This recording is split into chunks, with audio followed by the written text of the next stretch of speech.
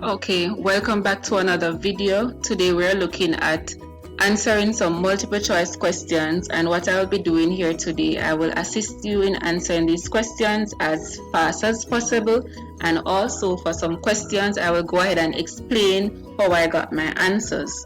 So first, remember to like, share and subscribe with your fellow classmates, especially for those persons who will be doing their exams this June. Okay, thank you. So the first question, it is asking for 0.45 may be written as, they're asking for 0.45 written as a fraction. So here for some persons, once you're familiar with some types of decimals, you can look at this quickly and you will know that your answer would have been A, and it's 9/20. You can go ahead and check it. If not, for this question, it would have been the 0.45, it would have been 45 over 100. So I use this decimal point and I would call it 1, and then the other numbers that follow after the decimal point, you go ahead and you add your zeros. So after reducing, so here you would say 5 into 45 goes 9 times, 5 into 100, 20.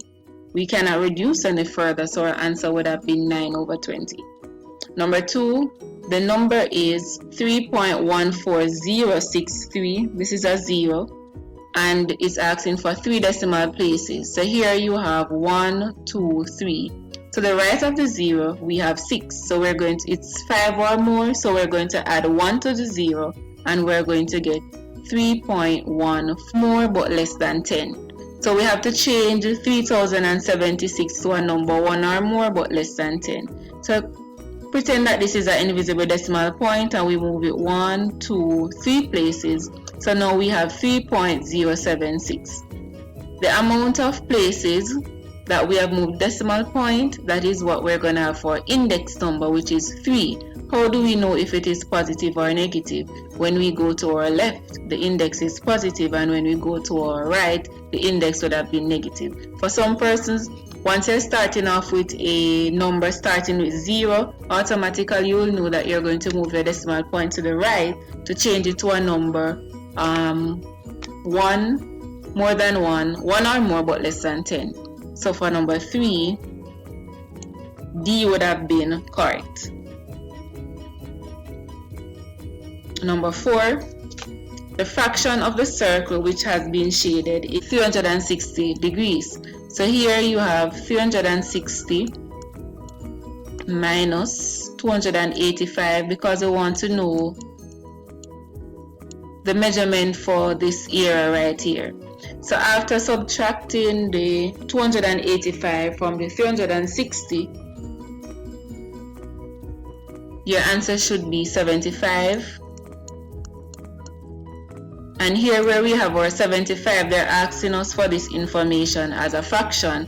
So you're just going to write 75 over 360.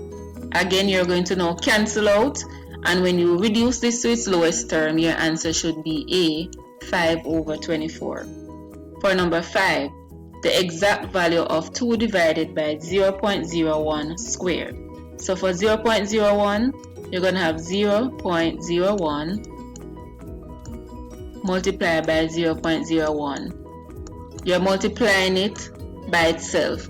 For these questions, when you're not using a calculator, you have to be very careful and ensure that you use the correct rules for multiplication and also for decimals. So 1 times 1 would have given you 1. You have 0. 0. Here you're gonna move on to this one, space holder. So here you have 0 times 1, 0. 0 times 0. Sure that this looks like a 0. 0 times 0. 2 space holder here. Same thing. So you have 0, 0, 0. For some persons, you would know that once you have 1, 2, 3, 4, your answer must have at least 4 decimal places. So you have 1, 0, 0, 0, 0. So you would have our dot right here. Now it is asking us the exact value. Remember that you have to go ahead and say 2 divided by 0.0001, and your answer should be 20,000. For number 6, it says in a school the ratio of number of pupils to the number of teachers is 20 to 1. If the number of pupils is 840, how many teachers are there? These dots, I already did this part already, but I have to redo it. I have to go ahead and do it over. So this is why you're seeing these dots. So I'm going to utilize them. You have 20 to 1, and now they're saying you have 840. They don't know to how much, so you just put X. You can just quickly go ahead and cross multiply. So you can say 840 times 1, and you can say 20 times X would have given you 20X. 840 times 1 would have given you 840. Here you go ahead and you divide by 20 on both sides. So your answer here, X should be equal to 42.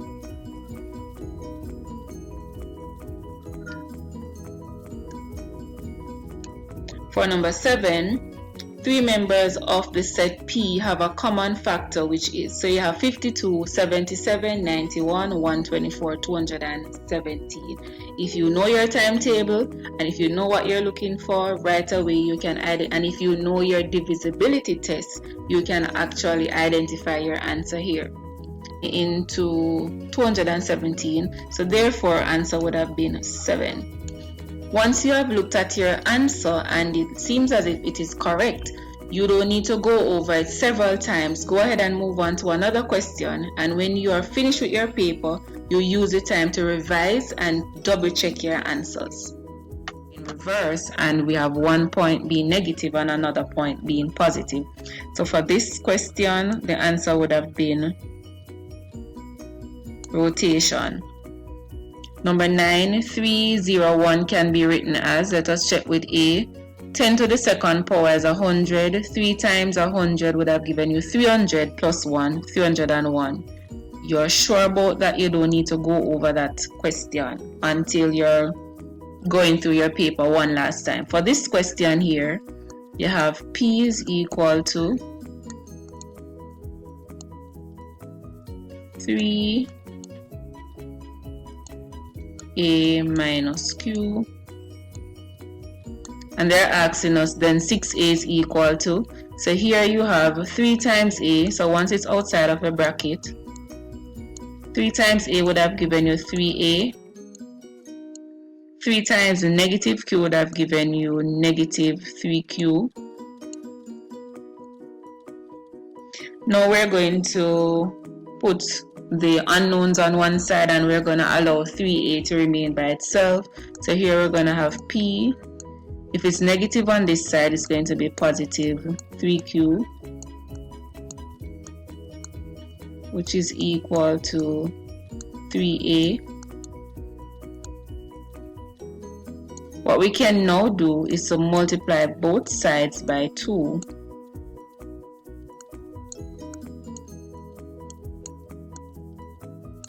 So now to get our answer here, we can have 2 bracket P plus 3Q. It would be equal to 3A times 6 would have given you 6A. So your answer here would have been A. So it would have been 2 open bracket P plus 3Q. If you don't understand that, just go ahead and rewind the video so that you can get a better understanding. I do apologize for my handwriting, but I'm getting it sorted out as I go along. Number 11, which of the following sets is equivalent to A, B, C, D? So basically they are in the same order, and equivalent meaning that you have the same amount of elements. It doesn't have to be the exact same elements, but in this case we have letters of the alphabet.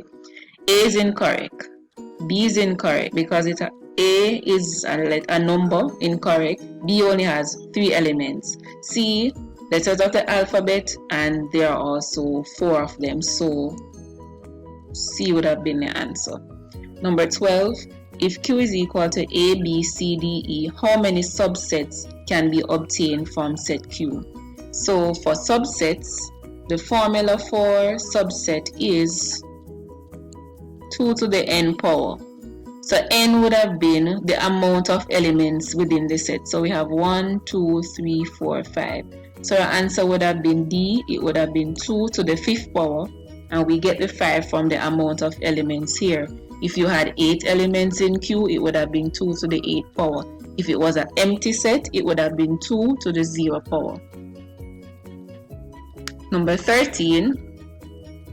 This is a Venn diagram. U, students who play games. H, students who play hockey. So this would have been H. And V, students who play volleyball. The question is, the number of students in each set is indicated. How many students do not play volleyball? So in this case, we have to look to see the options we have here along with the question that we have here. So for volleyball, it would have been 4. We have 4 students here for volleyball, and it says how many students do not play volleyball. So we're going to look over by the hockey side. So to know the amount of students that doesn't play volleyball, so it would have been 5 minus 2, because remember it states that 2 of these players that play hockey, so they do play hockey and volleyball, but we don't want the students who play volleyball and hockey, we just want the students. 5, your answer would have been 3. So in this case, even if you're thinking about adding the 3 to the 3 here, that would have been incorrect, because these 3 persons, it says that they play games. We don't know if it is hockey or volleyball. So in this case, we just have to work with the hockey here. And it says how many students do not play volleyball. So your answer would have been B, where we have 3. Moving right along, for number 14, the 2 circles above represent set P and the set Q. Factors of 6, factors of 4. So let us see, factors of 4 would have been 1, 2, and 4. Factors of 6 would have been 1, 2, 3, and 6. In order for us to know which of the answer is correct, and the shaded region, this would have been the intersection, so it would have been the same members that P and Q share. So it would have been 1 and 2. Yes. So the answer here, B. Good job. 15. A woman buys a pair of shoes at a sale. She pays $45, saving $15 on the normal price. The percentage discount on the pair of shoes is, first, what is the original price? So we add 45 and 15 and you should get 60.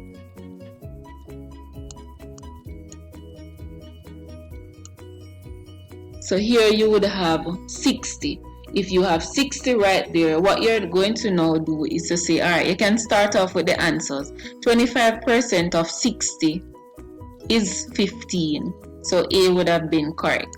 So sometimes when you're doing your multiple choice question, you can start off with any of the answers you think. You can work from the answer to the question. If you think 25 is correct, you can go ahead and use 25, okay?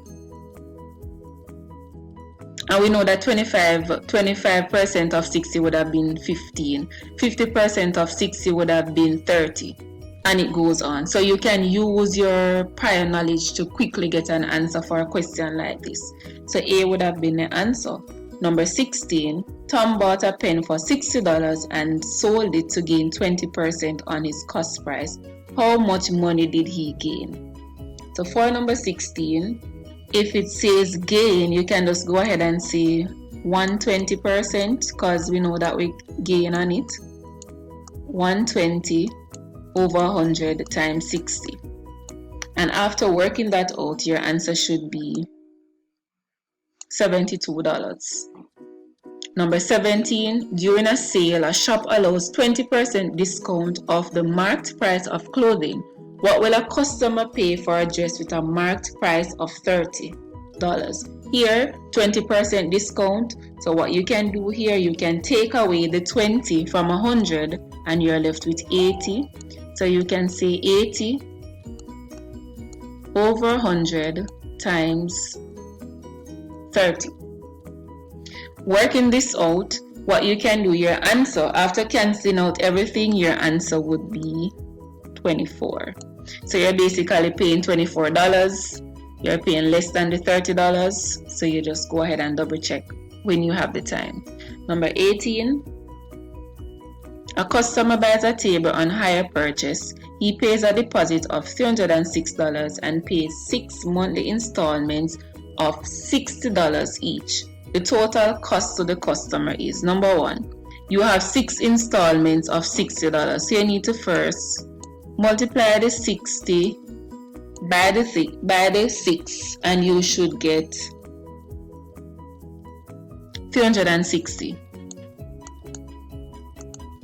So what you're going to do, you're going to add the 360, that's a 6 monthly installment, along with the deposit, because remember you have already paid that money. After adding up everything, your answer will be $666.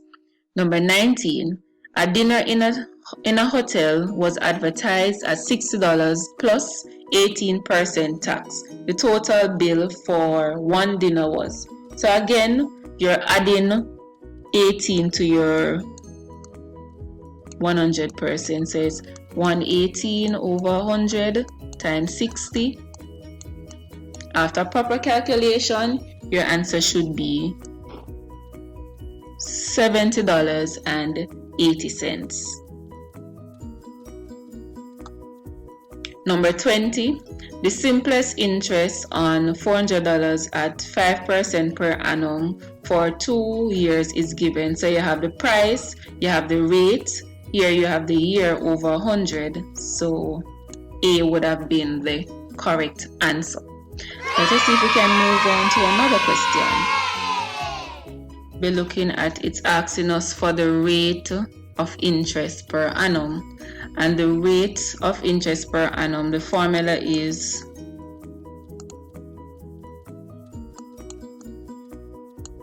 the rate is equal to the simple interest times 100 divided by the principal times the time. So the simple interest in this would have been 54 times 100 over the principal, which is 800, times the time, which is 3 years. After calculation, you should get 54 times 100, 5,400, 800 times 3, 2,400, and after division, your answer should be 2.25%. Number 22. A plot of land is valued at $18,000. Land tax is charged at the rate of 0. per $100 value. What is the total amount of tax paid for the land? So here you're going to go ahead and divide the 100 because you want to know how many $100 do we have in the $18,000. So after division, 100 into 18,000 would give you 180. So all you have to do is to say 180 times 0.70. And after multiplication, your answer is $126. So again, thanks for watching this video. If you want to see more videos similar to this, and if you want to see me get into the algebraic sections, go ahead, like, subscribe, share with your fellow classmates. I realize that persons aren't sharing.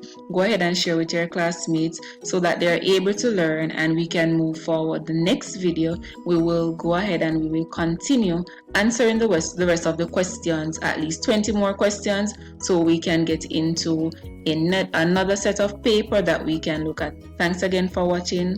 Click the link below, like, subscribe, share. Thank you, and let me know if you would like to see more videos exactly like this, and I will go ahead and make sure that I do more multiple choice videos so you are able to see them. Bye.